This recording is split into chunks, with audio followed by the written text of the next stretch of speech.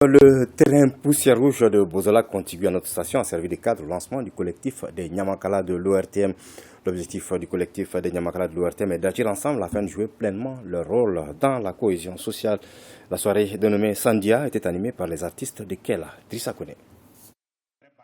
Ils sont griots, forgerons, Garanké, Mabo et j'en oublie volontiers. C'est cette société qu'on appelle Nyamakala. Comme disait l'autre, on est Nyamakala, mais on ne le devient ni par alliance, ni par adoption. Ils ont l'art de la parole, d'où l'importance de leur apport dans le renforcement de l'unité et de la cohésion sociale. Voilà ce dont le Mali a besoin aujourd'hui. Les Nyamakala de l'ORTM sont bien conscients et cette mission leur est dévolue. Mais pour y arriver, ils savent pertinemment que seul on va vite, mais c'est ensemble qu'on va très loin.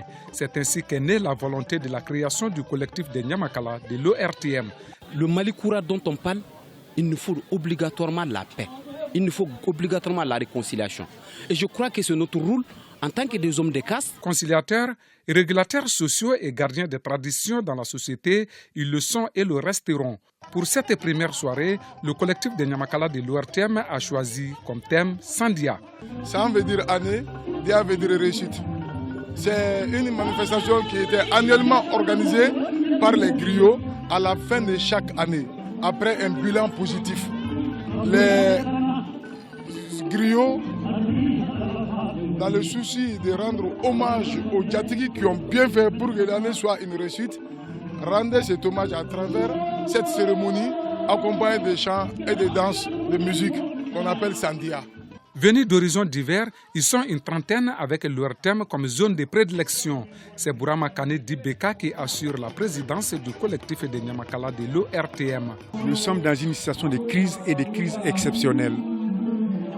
Les Nyamakala, traditionnellement parlant, bénéficient d'une sorte d'immunité parlementaire, d'immunité sociale, d'immunité sociétale, qui fait que tout le monde les appartient, ils appartiennent à tout le monde. Ils n'ont pas de parti pris à faire. C'est eux qui sont chargés de rappeler à ceux qui ont oublié les principes, les valeurs de nos sociétés. La présence de Kandia Kouyaté, de Babani Kone et plusieurs autres invités fut d'un apport substantiel à ce premier Sandia animé par les artistes de Kela.